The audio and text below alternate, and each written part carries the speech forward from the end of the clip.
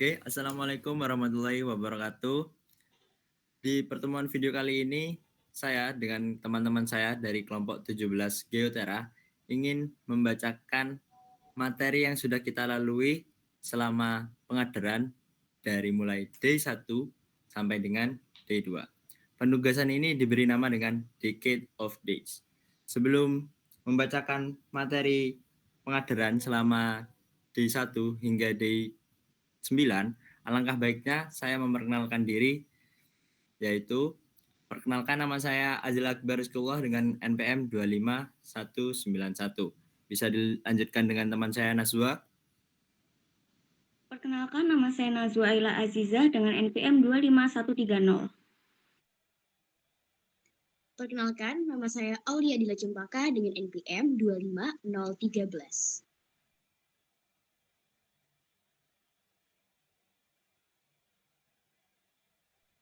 Mungkin bisa dilanjutkan oleh kawan saya Niken.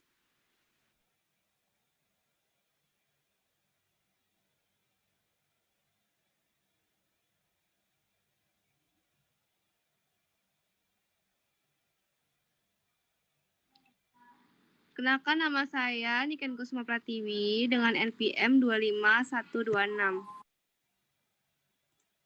Perkenalkan, nama saya Banister Brian Bezalel Sumual dengan NPM 25230.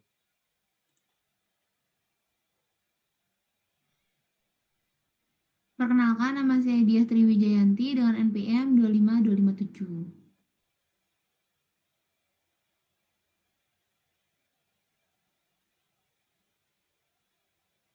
Bisa lanjutkan dengan Perkenalkan, Pawasan. nama saya Pawas Lomadika dengan NPM 25241. Perkenalkan, nama saya Siti Lailatul Nur Fadila dengan NPM 25069. Perkenalkan, nama saya Inosensius Yunus Tanggepare dengan NPM 25275. Perkenalkan, saya Merisa Putri Anggraini dengan NPM 25093. Perkenalkan, nama saya Kanaka Bintang Hadi Brata, NPM 25285.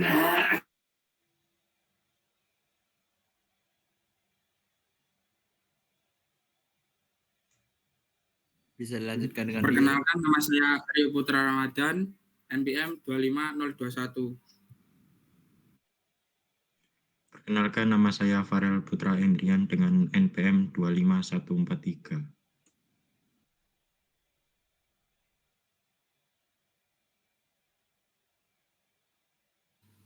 Dan pembacaan materi pengaderan mulai dari D pertama. Yang pertama adalah navigasi awal rumah akademik sistem intelektual, atau yang bisa disingkat dengan narasi. Narasi sendiri berkaitan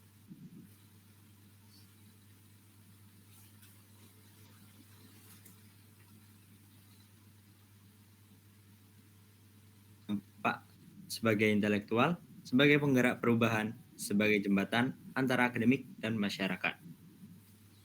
Setelah itu, ada Tridharma Perguruan Tinggi. Tridharma Perguruan Tinggi sendiri memiliki konsep dasar, yaitu menjadi landasan utama dalam pengelolaan dan pengembangan pendidikan. Tridharma Perguruan Tinggi sendiri memiliki 3 poin, yaitu pendidikan dan pengajaran, penelitian, dan pengabdian masyarakat. Tridharma juga memiliki tujuan untuk menghasilkan lulusan yang berkualitas. Bisa dilanjutkan dengan materi selanjutnya, yaitu peran mahasiswa. Adapun peran mahasiswa dalam nalar dan aksi nyata atau bisa disingkat dengan permana. Mahasiswa bukan hanya status tetapi memegang peran dalam perubahan sosial, politik, dan budaya. Adapun peran mahasiswa antara lain sebagai agent of change, social control, pionir, bahkan inspirator. Mahasiswa perlu membuat personal branding melalui kursus dan sertifikasi maupun membangun relasi. Adapun tantangan yang dihadapi mahasiswa untuk menjalani perannya seperti kesehatan mental dan stigma masyarakat. Untuk materi yang terakhir yaitu pengenalan awal seputar teknik industri yang disampaikan pada hari pertama. Teknik industri belajar tentang desain, meningkatkan dan melakukan instalasi dari suatu sistem. Yang dipelajari dalam teknik industri adalah pengetahuan, pendekatan, pola pikir, prinsip, dan keterampilan pada keilmuan teknik. Adapun bidang keahlian TI ada 5, yaitu ergonomi, manufaktur, logistik, modeling sistem, dan bisnis manajemen. Next.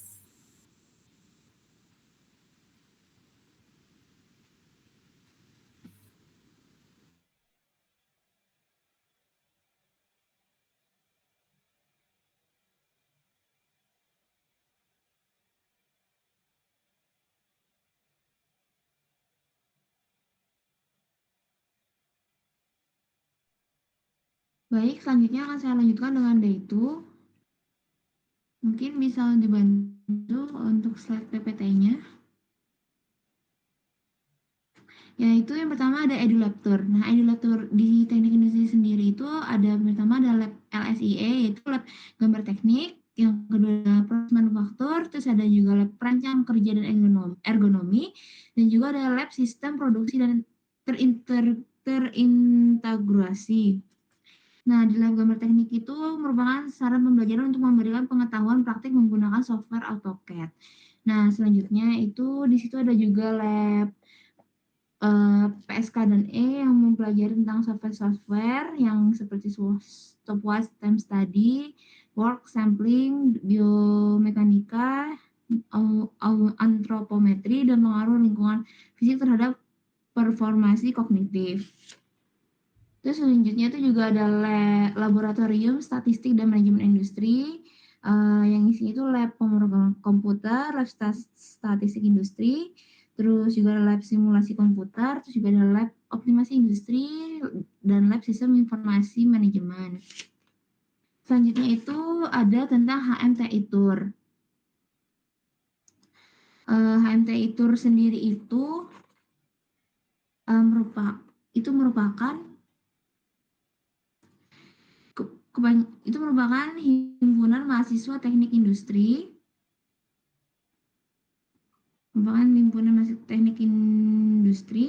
yang di dalamnya itu terdapat BPH atau Badan Pengurus Harian,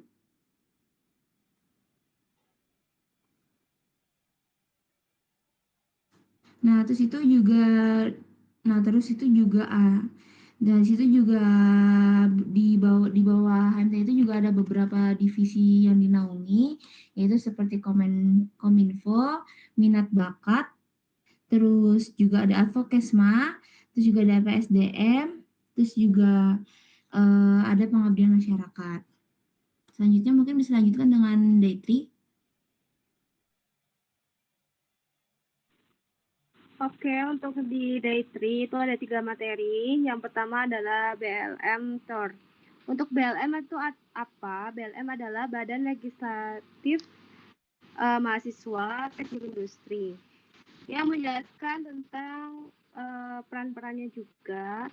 Kemudian ada kewajiban dan juga ada komisi-komisinya. Ada komisi 1 sampai komisi 4. Kemudian ada produk hukum. Produk hukumnya adalah ADRT, yaitu peraturan anggaran dasar yang digunakan sebagai pedoman sehari-hari mengatur hal-hal internal. Ada juga GBHK, yaitu pedoman kerja mengatur proker kegiatan. Undang-undangnya peraturan pemerintah BLMTI dan ketetapan peraturannya mengatur, mengawasi, dan menjalankan roda organisasi universitas, fakultas, prodi. Kemudian ada elit. Elit itu adalah etika dalam literasi dan teknologi yang menjelaskan tentang pemahaman dasar literasi ilmiah. Kemudian menentukan informasi yang kredibel, teknik menulis yang baik, dan juga etika menyusun referensi yang baik.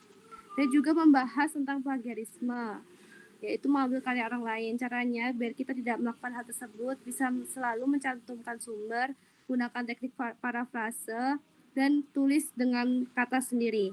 Kemudian ada diraksi. Diraksi itu adalah kenali diri dan aksi. Kenali diri dan aksi ini itu sangat penting untuk mengenali diri sendiri. Seperti menentukan arah dan tujuan, problem solving, manajemen, mengoptimalkan potensi, membantu mengelola stres juga. Kemudian ada resolusi, ada juga adaptif, yaitu mengenali situasi, open-minded, pengembangan skill, membangun hubungan positif, lalu juga evaluasi. Kemudian juga membahas tentang cara update skill secara akademik maupun non-akademik. Dan juga ada benefit aktifnya, yaitu meningkatkan kepercayaan diri, membentuk relasi, pengalaman baru, manajemen waktu, dan sebagainya. Bisa dilanjutkan untuk ke day 4. Langsung di next. Untuk pengertian soft skill dan hard skill, yaitu soft skill adalah keterampilan non-teknis yang berkembang dari pengalaman, karakter, dan kebiasaan. Untuk hard skill, yaitu keterampilan teknis yang diperoleh dari pendidikan, pelatihan, atau pengalaman kerja. Dalam perkuliahan, soft skill dapat mendukung proses pembelajaran dan hard skill dapat menjadi bekal pengetahuan dan keterampilan yang bisa menunjang materi kuliah. Untuk strateginya, yang pertama, dikembangkan secara seimbang. Yang kedua, hard skill dapat dipelajari cepat, dan soft skill perlu waktu serta pengalaman. Yang ketiga, aktif dalam berbagai kegiatan. Yang keempat, berlatih dan tidak takut salah. Untuk reaksi dari soft skill sendiri, yaitu yang pertama, komunikasi efektif. Yang kedua, kepemimpinan dan kerja tim. Yang ketiga, manajemen waktu. Dan yang keempat, etika kerja, adaptabilitas, dan problem solving. Untuk hard skill, yaitu analisis atau sistem dan manajemen proses, penguasaan software, dan pengendalian kualitas. Kita perlu memahami software apabila bekerja di manufaktur, perbankan, serta logistik dan SDM. Untuk kompetensi utama yaitu analisis sistem dan proses bisnis, manajemen produksi, komunikasi, dan kolaborasi lintas bidang. Untuk penunjang daya saing, organisasi sebesar 14%, kepanitiaan sebesar 12%, sertifikat sebesar 36%, dan magang sebesar 38%. Bisa dilanjut untuk day kelima.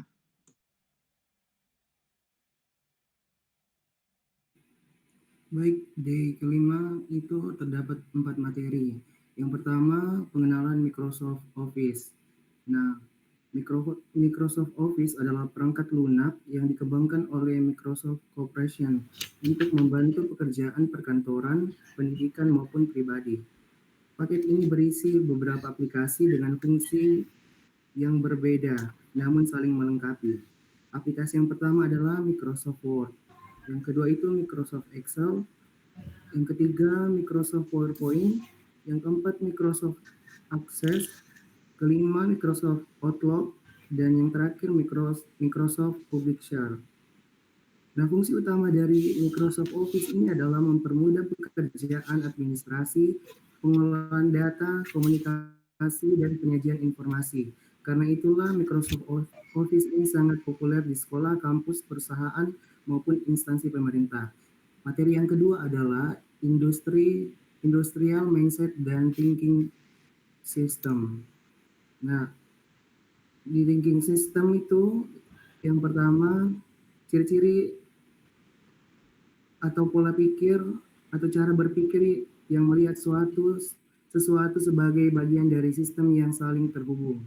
Ciri-ciri berpikir sistem atau thinking system yang pertama itu holistik, interkoneksi, analisis, dan berorientasi solusi jangka panjang. Yang kedua itu industri mindset. Industri mindset adalah pola pikir yang berkembang di dunia industri atau dunia kerja. Pola pikir ini menekankan pada efisiensi, inovasi, kualitas, dan kerja tim.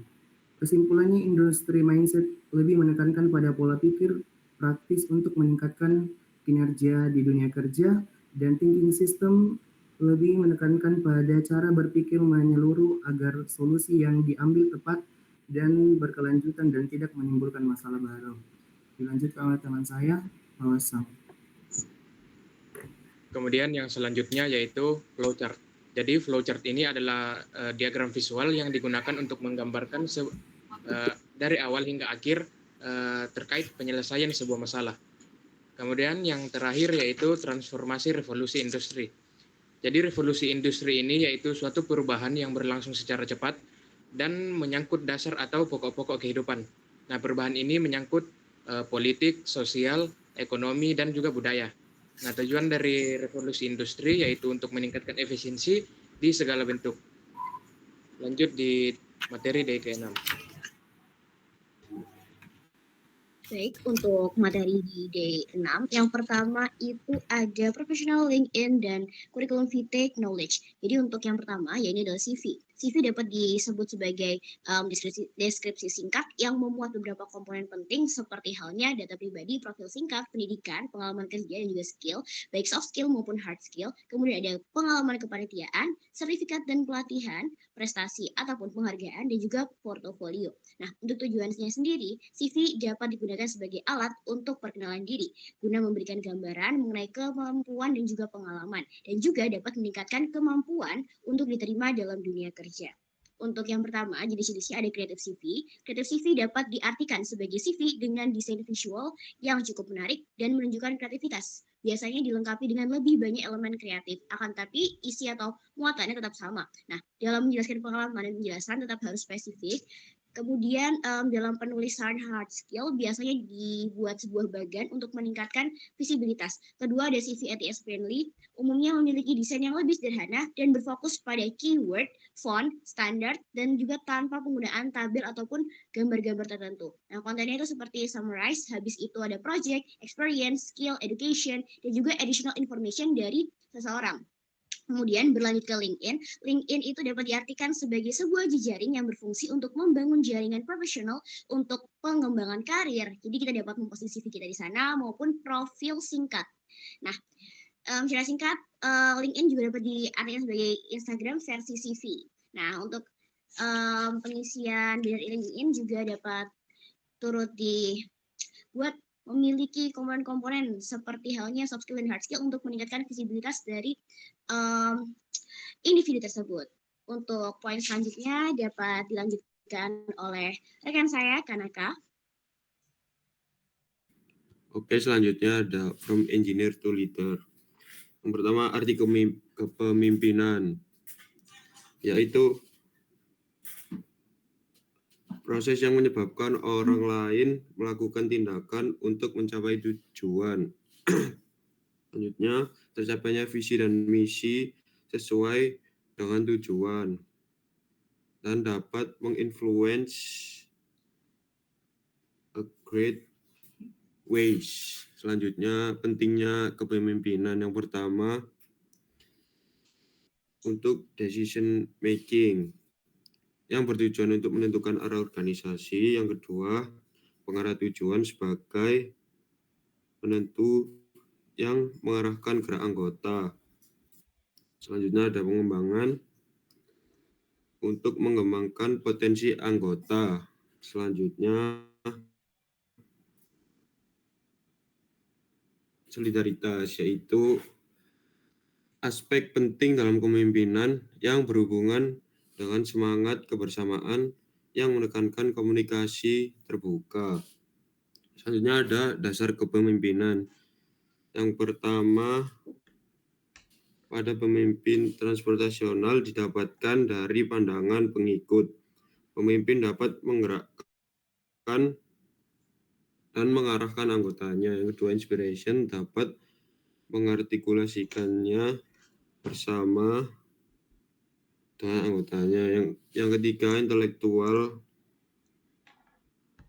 pemimpin yang membantu anggotanya untuk memikirkan cara penyelesaian masalah dengan terbuka. Yang selanjutnya, individual constitution, mengusung cara yang baik pemimpin orang lain secara adil dan tetap harus dapat dikenali. Sekian dari from engineer to leader. Untuk selanjutnya akan saya lanjutkan mengenai seminar KCC, yaitu adalah Kominfo Creative Center. Yang pertama adalah kita harus mengetahui pentingnya penguasaan desain grafis. Ya, ini dalam meningkatkan kualitas tugas maupun presentasi, kemudian meningkatkan personal branding, melatih pencarian kreativitas melalui desain visual.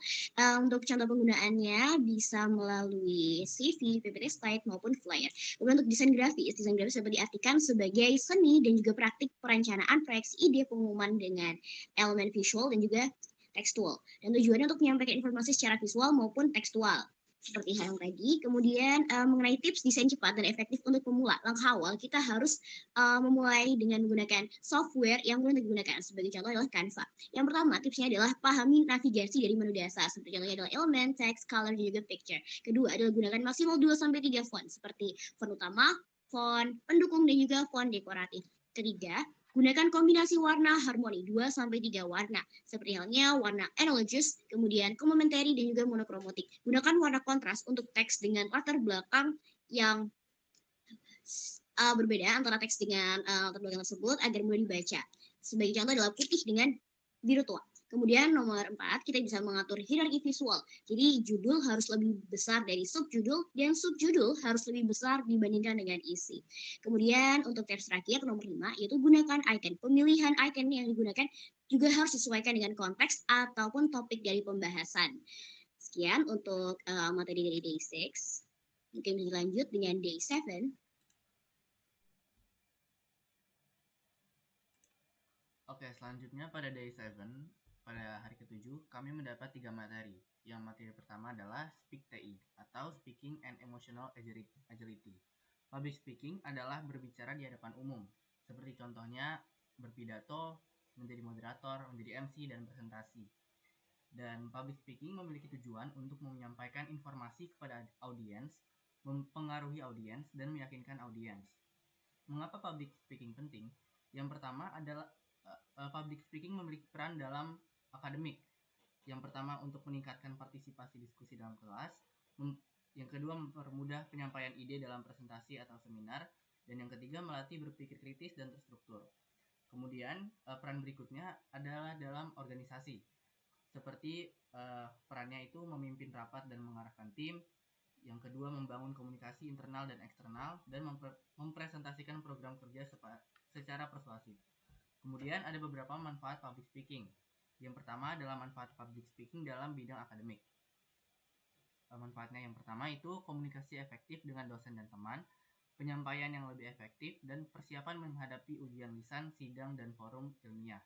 Kemudian ada juga manfaat public speaking dalam organisasi, seperti meningkatkan kapasitas kepemimpinan, mempermudah kolaborasi tim, menambah kepercayaan dan citra profesional, dan membuka peluang networking dan relasi.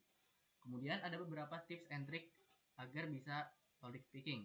Yang pertama dari segi mindset, persiapkan dengan baik dan stop untuk overthinking. Kemudian reframe takut menjadi excited. Yang kedua, teknik dalam berpublic speaking. Yang pertama itu kontak mata dan senyum, pace berbicara jangan terburu-buru, gunakan gestur seperlunya, dan proyeksikan suara.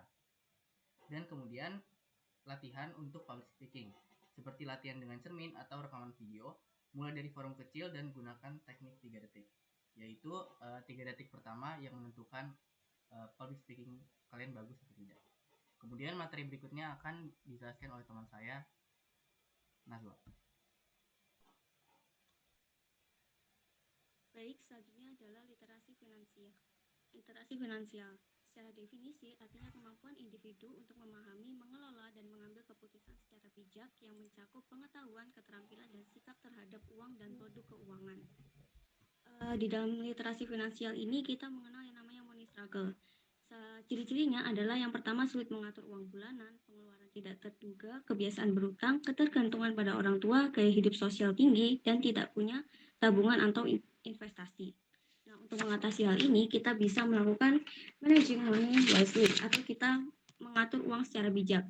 Yang pertama adalah mencatat pengeluaran harian, menentukan batasan pengeluaran mingguan, menetapkan target menabung, menghindari pengeluaran impulsif, membuat rencana keuangan bulanan, dan evaluasi setiap akhir bulan. Lalu ada materi selanjutnya yaitu inisiatif menemukan peluang. Nah, apa sih inisiatif sendiri? Itu secara definisi artinya bertindak tanpa disuruh, punya kesadaran untuk memulai peka terhadap peluang. Nah, kenapa inisiatif penting? Yang pertama, peluang tidak datang 2 kali. Dunia kampus penuh, pilihan terbuka, dan persiapan menuju dunia kerja.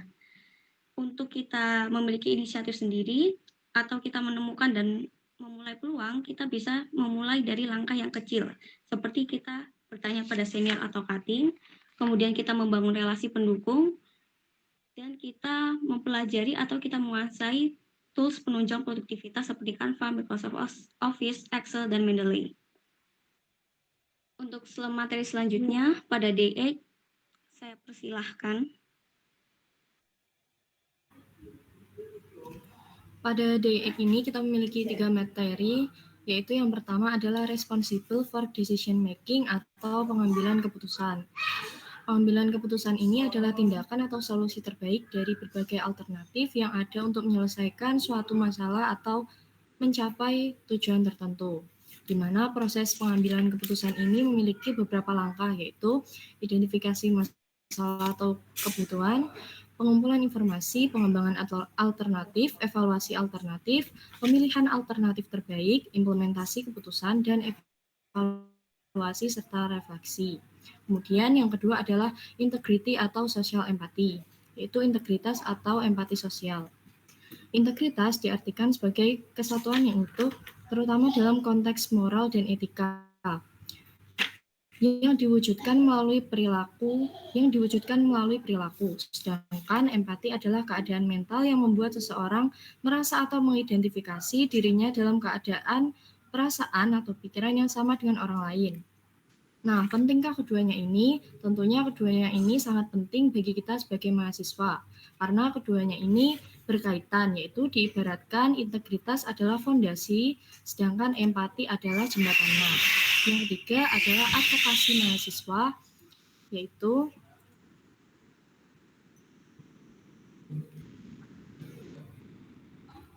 upaya aktif mahasiswa untuk memperjuangkan, melindungi, dan mengadvokasikan hak-hak kebutuhan serta kepentingan individu atau kelompok mahasiswa, baik dalam konteks akademik, sosial, maupun kebijakan kampus dan masyarakat. Sekian, itulah dari Day 8, bisa di next ke Day 9. Ya, untuk Day 9, adaptability, grow mindset, dan self-leader. Adaptability menyesuaikan diri secara cepat dan efektif dengan perubahan. Contoh di perkuliahan, dosen, dan pertemanan.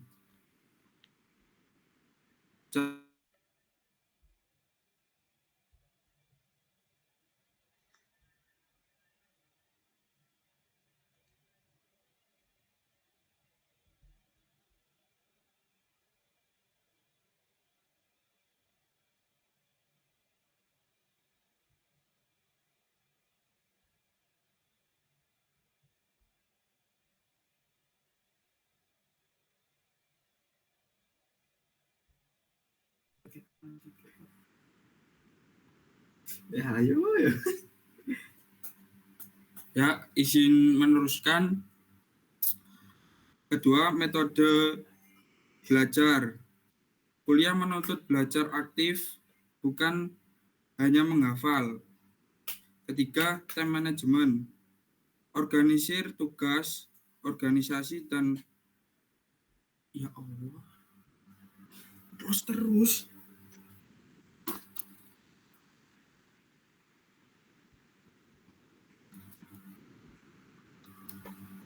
Contoh kedua, future atau pekerjaan. In 4.0 atau 5.0, pekerjaan cepat berubah. Kita harus cepat belajar. Kedua, ketidakpastian, perubahan dari segi faktor. Ketiga, kepemimpinan adaptif. Untuk tantangan, stres akademik, perubahan budaya, dan teknologi. Strategi terbuka pada perubahan, belajar dari pengalaman, stress management, bangun relasi relaksasi. Grow mindset, pengertian pola pikir yang meyakinkan bahwa kemampuan dapat berkembang melalui usaha dan pembelajaran. Strategi self-positif,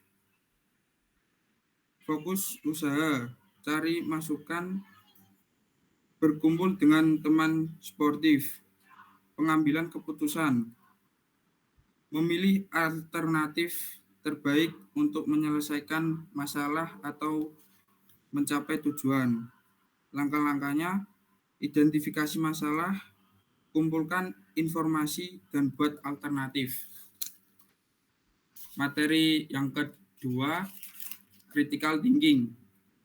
Pengertian, sebuah proses menganalisa situasi secara hati-hati dan rasional untuk menghasilkan keputusan yang baik dalam jangka pendek maupun panjang.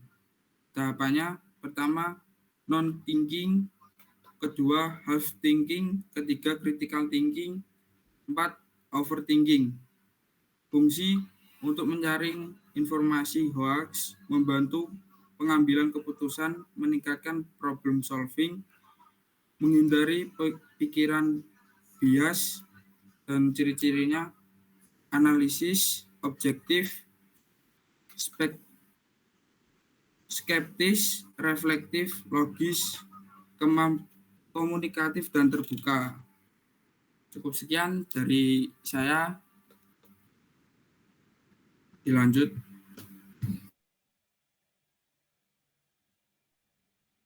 Mungkin sekian mengenai pemaparan materi dari penghadiran Day 1 sampai dengan Day 9 dari kelompok 17 Geotera. Mungkin itu saja. Sekian dan terima kasih.